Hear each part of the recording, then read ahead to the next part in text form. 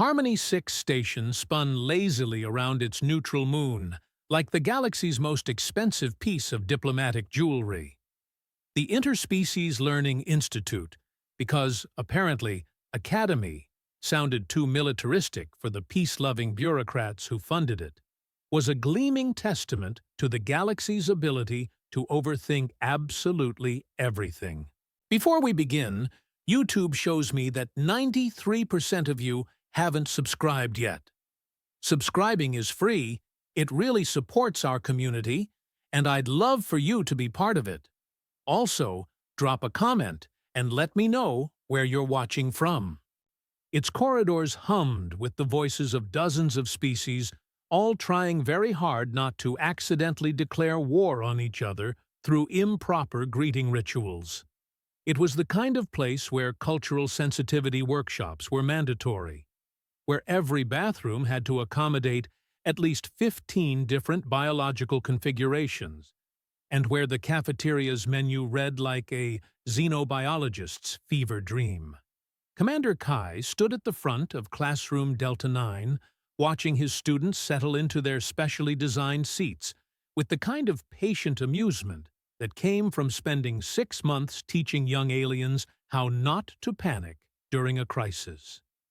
The irony wasn't lost on him that he, a human, a member of the species most of the galaxy considered to be adorably harmless mammals with an inexplicable talent for making friends with everything, was the one teaching threat assessment and crisis management.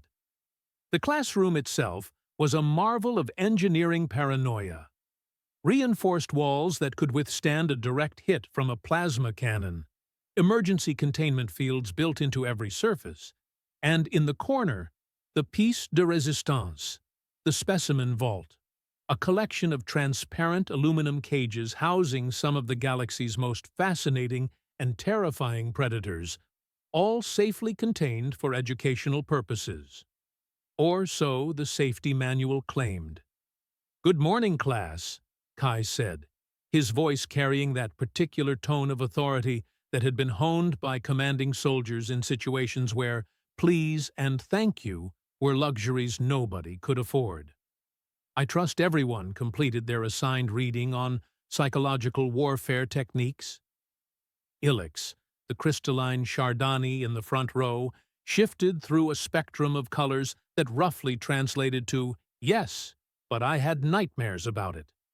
Their species communicated primarily through chromatic displays, which made them either the most honest students in the galaxy or the most accidentally revealing, depending on your perspective.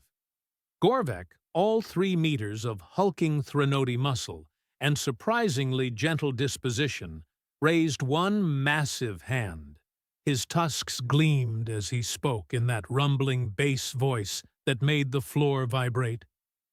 "Commander Kai, the reading mentioned that humans once used biological warfare involving small mammals. This seems unlikely?"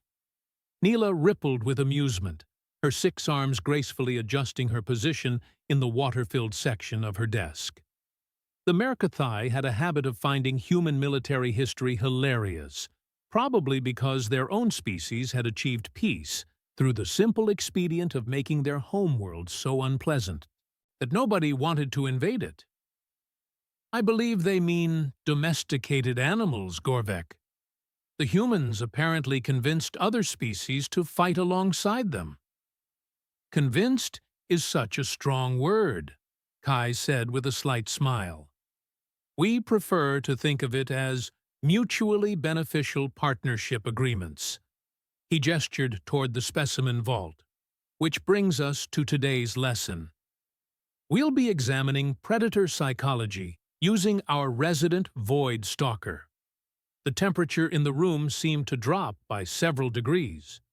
Jorek, the proud avian sectar whose razor-sharp talons could slice through steel, actually took a half-step back from his perch, his feathers ruffled in what was unmistakably a threat display, though whether he was trying to intimidate the contained predator or reassure himself was anyone's guess. A void stalker. Ilix flashed through a rapid sequence of colors that probably contained several swear words in at least 4 languages. Commander, those things they're not just predators. They're nightmares that learned how to hunt. Kai nodded approvingly. Excellent observation, Ilix, and that's precisely why we study them. The Void Stalker represents one of the most psychologically sophisticated predators in known space. Native to the Obsidian Nebula, they don't just hunt for sustenance. They hunt for the pure joy of breaking their prey's mind before consuming them. He walked over to the specimen vault, where something that looked like liquid shadow given malevolent purpose writhed behind barriers that were supposedly impenetrable. The creature seemed to sense his approach, and what might have been eyes, or possibly mouths, or perhaps something worse, turned toward him with hungry interest. The fascinating thing about Void Stalkers, Kai continued, apparently unbothered by the fact that the thing in the cage was now pressing against the barrier with increasing agitation, is that they can phase through most conventional matter. The containment here uses a combination of electromagnetic fields and psionic dampeners to keep it secure. According to the technical specifications, these barriers are rated to contain a Void Stalker for approximately— He paused to check his datapad. Indefinitely, assuming no system malfunctions. The timing was, as these things often are, absolutely perfect. The lights flickered. Once, twice. Then the gentle hum of the containment field stuttered like a heart missing a beat. "Oh," said Kai, with the kind of calm that suggested this was either completely expected or completely irrelevant. "Well, that's interesting." Gorvek was already rising from his seat, protective instincts kicking in, as he positioned himself between the specimen vault and the smaller students. "Commander, should we initiate evacuation protocols?" "No need," Kai replied, though his eyes never left the cage where the Void Stalker had suddenly gone very, very still. "This is actually perfect timing. You see, class, there's something the textbooks don't tell you about crisis management." The containment field flickered again, and this time the Void Stalker pressed against it with something that looked disturbingly like anticipation. "The thing about textbooks," Kai continued conversationally, "is that they're written by people who survived the situations they're describing, which means they tend to focus on the techniques that worked, rather than the mindset that made those techniques possible."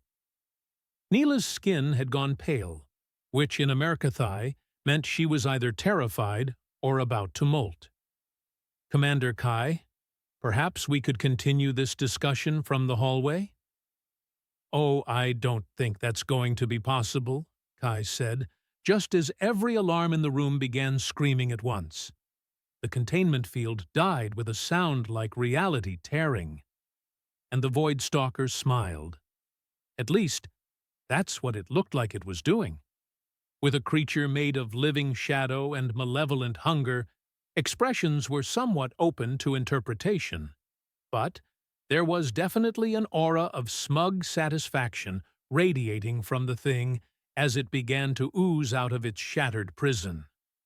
"Emergency protocols activated," announced the room's AI in that maddeningly calm voice that all emergency systems seem to share. "Classroom sealed. Security en route. Estimated arrival time, 8 minutes, 32 seconds. 8 minutes. Ilix flashed a color that probably meant we're all going to die horribly. "Commander, what do we do?" Kai was quiet for a moment, watching as the Void Stalker fully emerged from its cage and began to take its true shape.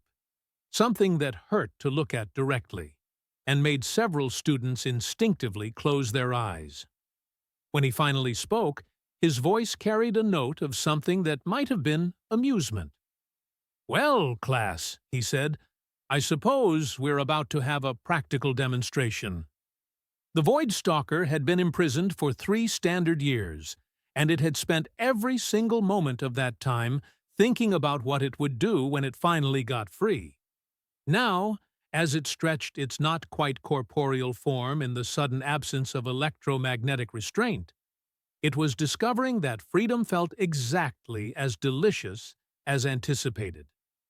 The creature began its work immediately, because void stalkers were nothing if not efficient.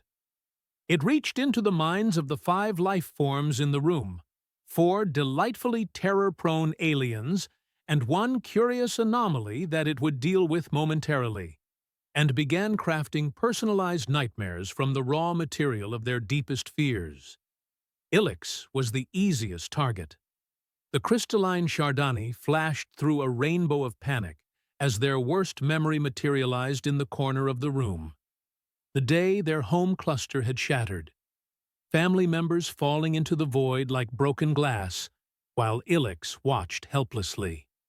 The projection was so vivid that Ilex could hear the crystalline screams echoing off the classroom walls. "Oh, that's not good," Ilex whispered, cycling through colors that definitely weren't in any diplomatic handbook. Gorvek's fear took a different shape, literally.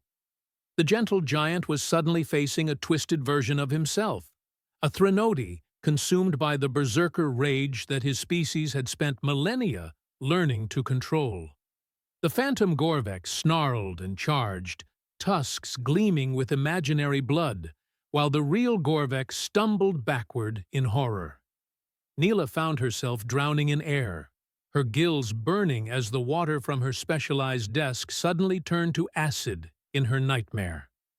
Her 6 arms flailed desperately as she tried to reach the emergency aquatic suit that was somehow always just out of reach. Jorik faced a predator that every sectar knew from their species' darkest legends. A void hawk, the mythical creature that hunted proud avians by stripping away their ability to fly. The phantom predator circled overhead, while Jorik's wings felt heavier and heavier, until he crashed to the floor in a heap of useless feathers. "Assume defensive positions behind the barrier wall," Kai said calmly, as if students being psychologically tortured by manifestations of their deepest traumas was just another Tuesday. "Now, please!" The students scrambled to obey, though their movements were sluggish and uncoordinated as they fought through their personalized hells. Gorvek, despite his own terror, managed to help Neela toward safety, while Ilex and Jorik stumbled after them, which left Kai standing alone in the center of the room with a creature that had just realized something was very, very wrong. The Void Stalker turned its attention to the human, extending its consciousness toward what should have been the easiest mind to break. Humans were notorious for their fragile psyches, their inability to cope with existential horror, their tendency to collapse into gibbering madness when faced with the true nature of the universe. It reached into Kai's mind, expecting to find the usual buffet of human neuroses and trauma, and instead found resistance. Not the kind of mental fortification that psionically gifted species could construct, but something stranger, something that felt less like a wall and more like quicksand. Undeterred, the Void Stalker began crafting its masterpiece, a vision of Kai's deepest fear, drawn from the darkest corners of his memory. It expected to find childhood terrors, relationship failures, career disappointments, the usual human collection of emotional scar tissue. Instead, it found the Martian tunnels. The creature paused, momentarily confused. The memory it was accessing seemed incomplete. There was fear there, certainly. The kind of primal, gut-deep terror that came from being hunted through kilometers of underground passages by things that shouldn't exist. There was loss, grief for fallen comrades, the weight of command decisions that had saved some lives at the cost of others. But underneath all of that was something the Void Stalker had never encountered before: acceptance. Not resignation, not defeat, but a calm acknowledgement that sometimes the universe presented you with situations where fear was irrelevant, where survival depended not on avoiding terror, but on functioning efficiently despite it. The Void Stalker tried again, digging deeper, pulling up images of the things Kai had faced in those tunnels. Creatures that fed on sanity, environments that violated the laws of physics, darkness so complete it had its own malevolent consciousness. Kai watched the projection of his memories with mild interest, occasionally nodding as if reviewing a technical manual. "Interesting choice," he said conversationally, "though you're getting the details wrong." The tunnel crawlers didn't have that many teeth, and their screaming was more of a subsonic vibration that you felt in your bones rather than heard with your ears. The Void Stalker recoiled, as if struck. In all its centuries of existence, no prey had ever critiqued the accuracy of their own nightmare. Growing frustrated, the creature abandoned subtlety and began to manifest physically, its shadow form taking on mass and substance as it prepared to simply tear this impertinent human apart. Claws that could slice through titanium sprouted from its appendages. Its form grew larger, more imposing, radiating the kind of presence that made veteran space marines wet themselves and beg for their mothers. Kai looked up at the towering mass of living nightmare and did something that the Void Stalker had never experienced before. He smiled.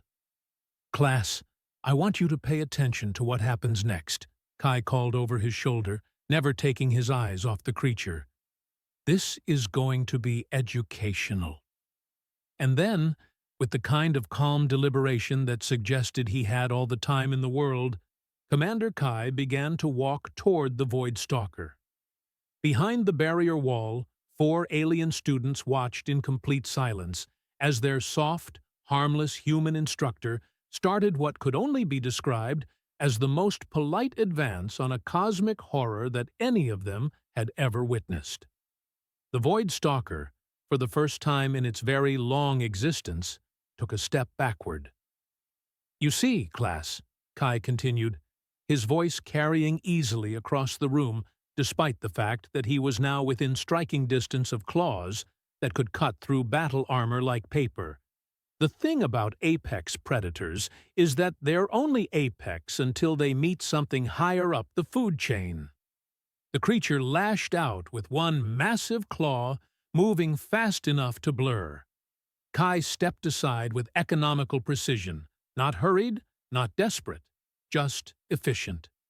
The claw carved a groove in the reinforced floor where he had been standing. "Predators like our friend here," Kai continued, still walking forward, "rely on psychological dominance. They've evolved to inspire terror because terror makes prey stupid, and stupid prey is easy prey. Another strike, another casual sidestep. The Chibitai Void Stalker was starting to make sounds that might have been confusion, might have been rage, or might have been something entirely new to its emotional vocabulary.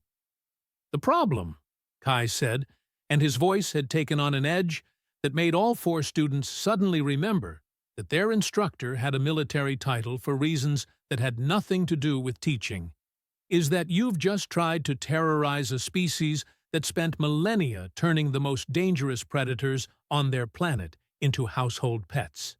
He took another step forward, and this time the Void Stalker actually retreated.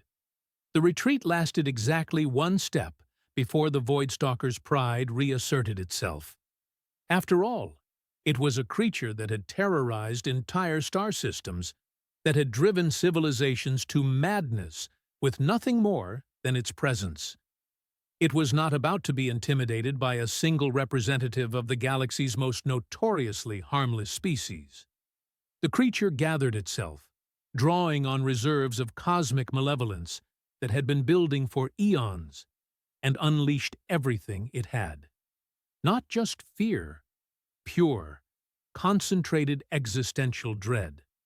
The kind of psychic assault that could shatter minds across solar systems, that had once caused an entire planet to voluntarily lobotomize itself rather than continue experiencing what the Void Stalker was projecting. The wave of terror hit Kai like a tsunami of liquid nightmare. He blinked once, tilted his head slightly, as if considering something mildly interesting, and kept walking. "You know what your problem is?" Kai asked, and his voice carried the conversational tone of someone discussing the weather. "You're operating under a fundamental misunderstanding about human psychology." The Void Stalker tried again, this time targeting every trauma receptor in Kai's brain simultaneously. It pulled up childhood fears of the dark, adult anxieties about failure and death, the deep evolutionary terror of being hunted by something faster and stronger. It wrapped these fears in layers of cosmic insignificance, existential meaninglessness, and the crushing weight of infinite darkness. Kai paused in his advance, and for a moment the creature felt a surge of satisfaction. Then Kai nodded approvingly. "That's much better. Good technique. The existential layer is particularly well crafted. I can see why it works on most species." The Void Stalker's form flickered with what might have been confusion, might have been rage, or might have been the beginning of something entirely foreign to its nature. Uncertainty. "See, the thing you're missing," Kai continued, resuming his slow, inexorable advance, "is that humans don't experience fear the way other species do. Oh, we feel it. We're absolutely terrified most of the time. But fear isn't a stop sign for us. It's information." He gestured casually at the nightmarish projection still swirling around the room. "All of this, the psychological warfare, the existential dread, the carefully crafted trauma responses. You're treating fear like it's a weapon. But for humans, fear is a tool." The creature lashed out again, this time with multiple appendages moving in perfect coordination. Each strike was calculated to kill, moving faster than most organic reflexes could follow. Kai wasn't there for any of them. His movements weren't supernatural. No enhanced reflexes, no alien technology, just the fluid efficiency of someone who had spent years learning to read the tells that preceded violence. The Void Stalker was fast, but it was also predictable, following attack patterns that were probably optimal for terrifying prey, but suboptimal for catching something that refused to be prey. "Class, observe the creature's stance," Kai called out, sounding like he was conducting a nature documentary while casually avoiding death. "Notice how it telegraphs each attack with a slight shift in mass distribution. Most prey animals wouldn't catch this because they'd be paralyzed by terror. But if you're not afraid to look—" He ducked under a claw that could have decapitated him, continued talking without missing a beat. "You start to notice that apex predators can become surprisingly predictable." Behind the barrier, Gorvek was staring with the kind of expression usually reserved for witnessing impossible things. He's giving a lecture while fighting a Void Stalker." "Not fighting," Ilix corrected, their color speech flickering with awe and terror in equal measure. "Hunting." And that, the Void Stalker was beginning to realize, was exactly what was happening. Somehow, impossibly, the dynamic had reversed. The hunter had become the hunted, and it didn't understand how. "Let me tell you about humans," Kai said, and now he was close enough that the creature could feel his breath. Impossibly, the human felt warm, not the cold, fierce sweat of prey, but the steady heat of a predator in its element. "We're not the strongest species in the galaxy, or the fastest, or the smartest, but we have one talent that's gotten us this far." The Void Stalker tried to phase through the floor, to escape into the station's superstructure where it could regroup and approach from a different angle. It found itself unable to dematerialize, held in this dimension by something it couldn't identify. "We're really, really good at figuring out how to kill things that are bigger than us," Kai continued. "It's kind of our specialty. We spent most of our evolutionary history looking at creatures that outweighed us by several orders of magnitude and asking ourselves, how do we make that thing dead?" The creature's form began to shift, cycling through different configurations as its tactical programming tried to find something that would work against this impossible prey. Claws became tentacles, became spines, became things that had no names in any language. Kai watched the display with professional interest. Adaptive morphology. Impressive.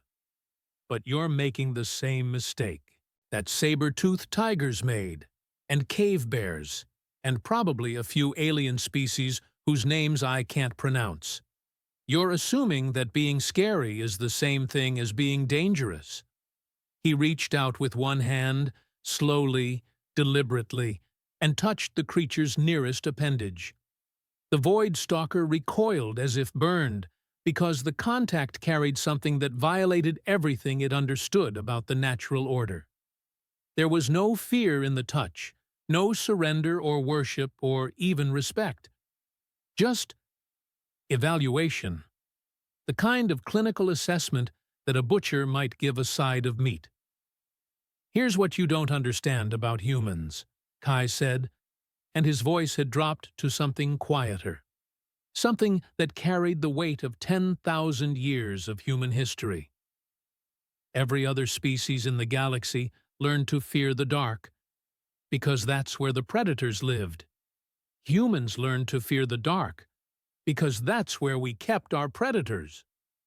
The creature tried one last gambit, projecting not fear, but pure, undiluted alien consciousness.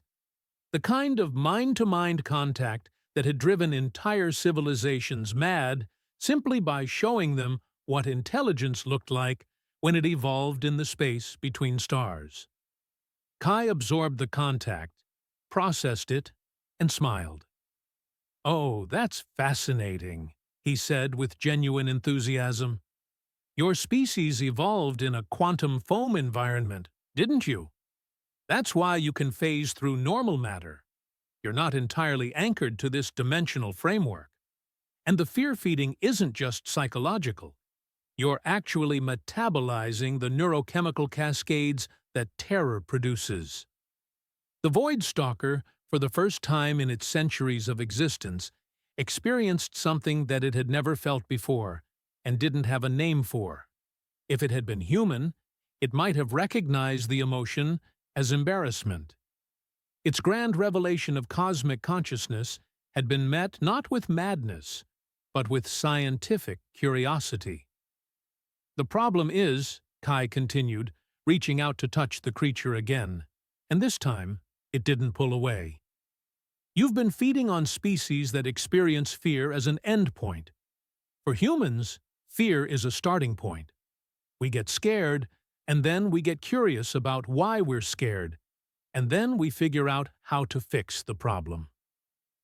He ran his fingers along what might have been the creature's flank, and his touch was gentle now, almost soothing. "You're not a monster.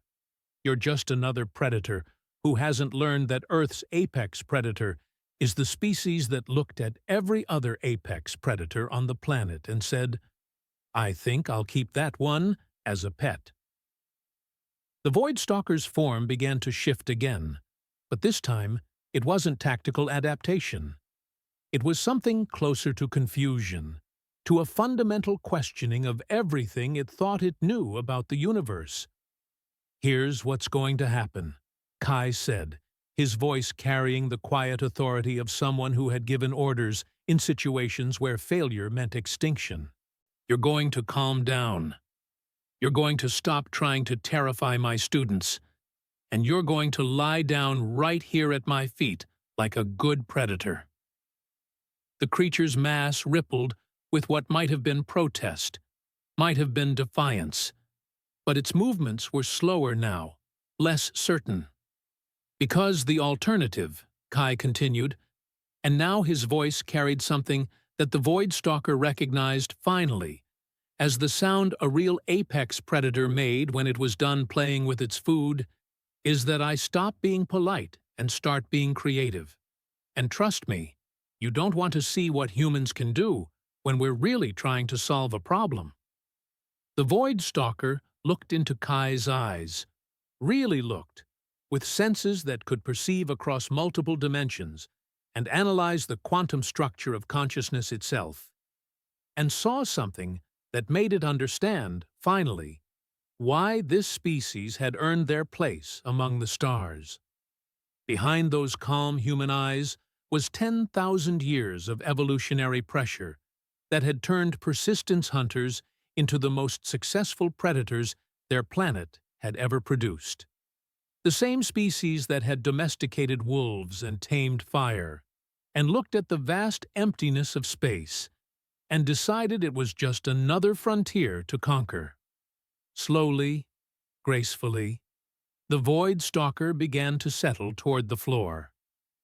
"Good," Kai said approvingly, his hand still resting on the creature's diminishing form. "Very good. Class, come observe. You're about to witness something that most xenobiologists would kill to study." The four students approached cautiously, watching in amazement as one of the galaxy's most feared predators curled up at their instructor's feet like an oversized interdimensional house cat. But as the students approached, something unexpected happened. The Void Stalker's form began to solidify further, taking on a shape that was almost familiar. Not threatening, but curious. It raised what might have been a head toward Kai, and for the first time since emerging from its cage, it made a sound that wasn't meant to terrify. It was a question. The sound bypassed language entirely, transmitted directly through psionic contact, but somehow every being in the room understood it perfectly. The creature was asking, in its own way, "What are you?" Kai considered this for a moment, then sat down cross-legged on the floor, bringing himself to the creature's eye level. The casual nature of the gesture, sitting within striking distance of something that could phase through matter and devour sanity, sent another wave of shock through the watching students. "That's a complicated question," Kai said thoughtfully. "What am I?" "I'm a product of a planet where the apex predators learned to cooperate instead of compete, where the most dangerous hunters decided that working together was more efficient than working alone." He gestured to his students, who were now close enough to see the creature's individual features, if features was the right word for the constantly shifting geometries that made up its form. Every species in this room evolved from prey animals, except for Jorik's people. But even the sectar learned to fear something bigger than them. Humans. We evolved from persistence hunters. We didn't run from the scary things in the dark. We followed them until they got tired, and then we made friends with them. The Void Stalker's form rippled with something that might have been confusion, or might have been fascination. It extended a tendril, smaller now, more tentative, toward Kai's outstretched hand. "You see," Kai continued, allowing the contact, "most species develop technology to overcome their limitations. Better weapons, faster ships, stronger armor. Humans developed something different. We developed the ability to convince other species that our limitations were their problems too." Ilix flashed a color that roughly translated to, "I beg your pardon?" while Gorvek made a rumbling sound that was either thoughtful or confused. "Think about it," Kai said, warming to his subject. "How do you suppose a species that can barely see in the dark, can't fly, can't breathe underwater, and takes 20 years to reach maturity managed to become the galaxy's most successful ambassadors?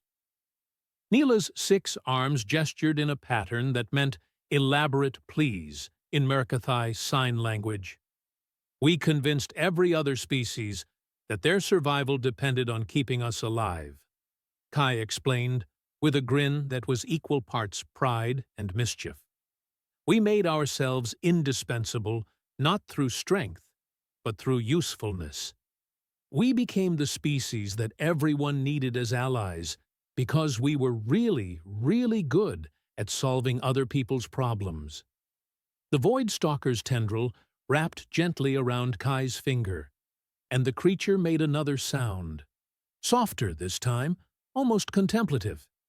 Through the psionic link, it was broadcasting something like, "Pack bonding?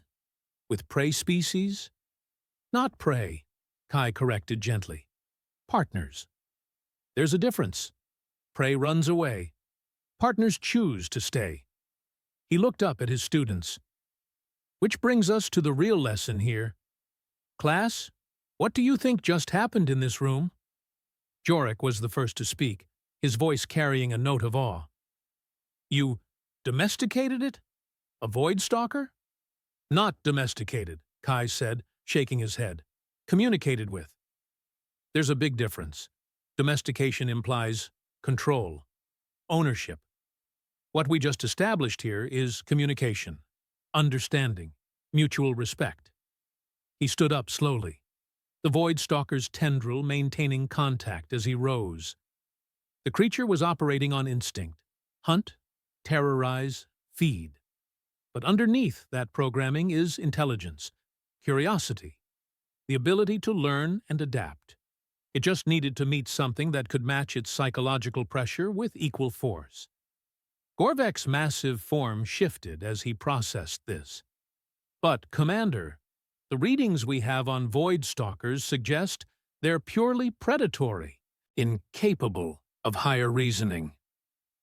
"Those readings," Kai said with a slight smile, "were taken by researchers who approached them as threats to be contained, rather than intelligences to be understood. When you treat something like a monster, it tends to respond by acting monstrous." The creature at his feet was now almost entirely solid, its form having settled into something that was still alien, but no longer actively painful to look at. It had wrapped itself around Kai's legs like an enormous interdimensional cat, and was making a sound that was unmistakably purring, if purring could exist in 11 dimensions simultaneously. "This is impossible." Elix flashed colors that probably included several academic skepticisms. "Every xenobiological text says Void Stalkers are non-sentient hunting machines." Every xenobiological text, Kai pointed out, was written by species that tried to fight them or flee from them. Nobody ever tried to have a conversation. He reached down to scratch what might have been the creature's equivalent of behind the ears. "Turns out, when you remove fear from the equation, apex predators become surprisingly reasonable." The Void Stalker's purring intensified, and through the psionic link, it began broadcasting something new: contentment, safety. The complex emotional signature of a creature that had, for the first time in its existence, encountered something that neither feared it nor wanted to destroy it. "But how did you know?" Neela asked, her aquatic voice bubbling with curiosity. "How could you be certain it wouldn't simply tear you apart?" Kai was quiet for a moment, his hand still resting on the creature's head. When he spoke, his voice carried the weight of experience that came from surviving situations that should have been impossible. "Because," he said simply, "every predator recognizes another predator. And when 2 apex species meet, they have a choice. They can fight until one destroys the other, or they can recognize that cooperation is more beneficial than competition." He looked down at the Void Stalker, which was now nuzzling his leg with what appeared to be affection. "Turns out, Even cosmic horrors prefer friends to enemies. Now then, Kai said with satisfaction, as the reality of what they'd just witnessed began to sink in for his students. Let's talk about what just happened here, and why everything you thought you knew about interspecies relations is about to change. The silence that followed Kai's words was the kind of profound quiet that happens when entire worldviews collapse and rebuild themselves in the space of a heartbeat. 4 alien students stared at their human instructor, who was casually petting what was supposedly one of the galaxy's most terrifying predators, like it was an oversized house cat from Earth. It was Gorvek who finally broke the silence, his massive voice rumbling with confusion. Commander Kai, I must ask, was any of this real? Kai looked up from where he was, scratching behind what might have been the Void Stalker's ears, if interdimensional horrors had ears. Define real, Gorvek. The containment failure, the creature escaping. The Ilix gestured helplessly, flashing colors that probably translated to the complete upheaval of everything I thought I knew about the universe. Oh, the containment failure was absolutely real, Kai said cheerfully. Right on schedule, actually. The emergency lockdown, the psychological assault, the very real danger to your lives, all completely genuine. Neela's 6 arms moved in what was definitely an accusatory gesture. You mean you knew this was going to happen? Well, not exactly this, Kai admitted, giving the Void Stalker one final pat before standing up. The creature remained curled at his feet, occasionally making that impossible purring sound. The plan was for a controlled demonstration of crisis management protocols. The Academy Council designed it as a practical examination. See how different species respond to genuine threat scenarios. Jorek's feathers ruffled with indignation. You used us as test subjects? You're training to be diplomats and crisis management specialists, Kai pointed out reasonably. Did you think your final examinations would involve written essays? He walked over to a section of the wall that looked identical to every other section, and pressed his palm against it. A hidden panel slid open, revealing a control interface that had definitely not been there during the tour they'd received on their first day. The Academy wanted to observe how you'd react under genuine stress, Kai continued, his fingers dancing over the controls. Fight, flight, freeze, or something else entirely. They've been running these scenarios for months with different student groups. But the creature, Ilix insisted, their color speech cycling through what was probably every shade of confusion in their vocabulary. The Void Stalker. It was real, wasn't it? Kai paused in his manipulation of the controls and looked thoughtful. That's where things get interesting. The original plan called for a sophisticated holographic projection enhanced with psionic amplifiers. Very convincing, completely safe, designed to trigger genuine fear responses without actual danger. The Void Stalker made a sound that might have been amusement and nuzzled closer to Kai's legs. However, Kai continued, what the Academy didn't account for was the possibility that their holographic projection might actually work a little too well. Gorvek's tusks gleamed as his jaw dropped. You mean... Oh, it's quite real, Kai confirmed, glancing down at the creature with something that might have been fond exasperation. Apparently, when you combine advanced holographic technology with psionic amplifiers and set them to project the specific quantum signature of a Void Stalker, there's a small chance you might actually summon one from the interdimensional space where they normally exist. The silence that followed this revelation was even more profound than the previous one. So, Neela said slowly, we were in actual mortal danger. And you knew about the test, but not about the real monster, which means you improvised that entire psychological breakthrough on the spot? More or less, Kai said with a shrug, though I suspected something was off when the creature's fear projections were too detailed. Holograms are good, but they're not accurate traumatic memory reconstruction good. Yelix flashed through a rapid sequence of colors that definitely included several words that weren't in any diplomatic translation matrix. And you didn't think to mention this?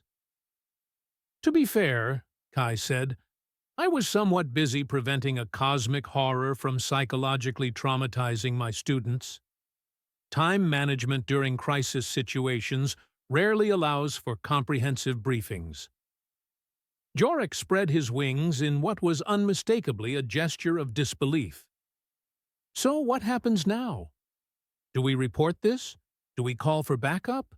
Do we file this under Tuesday?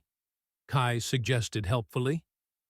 Because honestly, this isn't even the weirdest thing that's happened in my classroom this semester. The Void Stalker made another sound, something that conveyed amusement, curiosity, and what might have been a request for more attention. Kai obligingly knelt down to provide ear scratches to a creature that technically didn't have ears.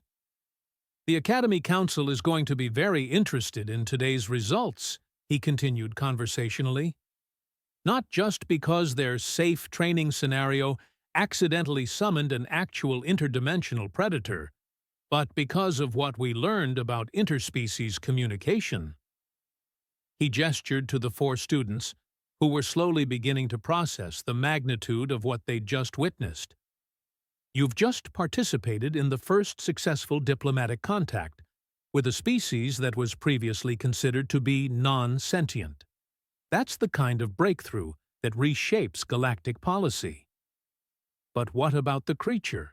Gorvek asked, his protective instincts still active, even though the danger had passed. What happens to it now? Kai considered this, looking down at the Void Stalker, which was now examining the strange new environment with what appeared to be scientific curiosity. Well, that's up to our new friend here. It could return to its home dimension, or... The creature made a sound that was definitely a question, directed at Kai with unmistakable intent. Or, Kai continued with a slight smile, it could stay and help us figure out how many other non-sentient species we've been completely wrong about. The implications of this hit the students like a physical blow. Yelix flashed colors that probably included several existential crises, while Neela's 6 arms moved in gestures that suggested she was recalculating everything she thought she knew about xenobiology. Commander, Jorek said slowly, are you suggesting that this creature could become, what, a research partner? I'm suggesting, Kai said, standing up and dusting off his uniform, that the galaxy is full of species we've classified as threats, simply because we never bothered to ask them what they wanted. The Void Stalker rose as well, its form stabilizing into something that was still clearly alien, but no longer actively hostile. It moved to stand beside Kai, and the gesture was unmistakably one of alliance. Class dismissed, Kai announced cheerfully. Your homework assignment is to write a report on today's events, with particular attention to the practical applications of interspecies psychology in crisis situations. I expect at least 2,000 words, and please try to include some analysis of how today's experience might change your approach to future diplomatic encounters. The students began to file out, their movements still shell-shocked, their conversations hushed and urgent. As they reached the door, Kai called after them. Oh, and class? Tomorrow we'll be studying Earth wildlife. I think you'll find the documentary on how humans domesticated wolves particularly educational. As the door sealed behind the last student, Kai looked down at his new interdimensional companion.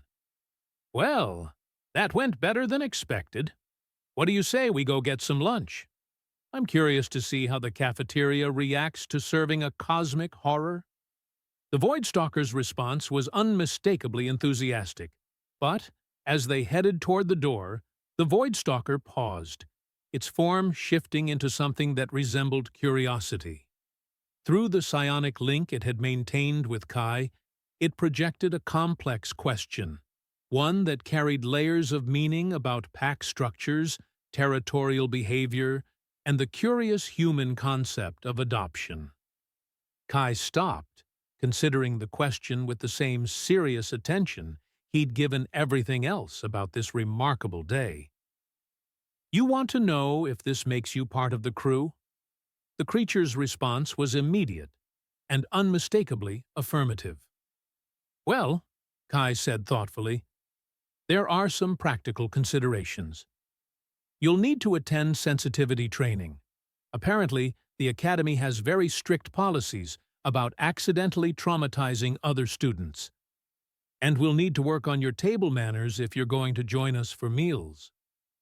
The Voidstalker made a sound that might have been laughter, if laughter could exist in multiple dimensions simultaneously.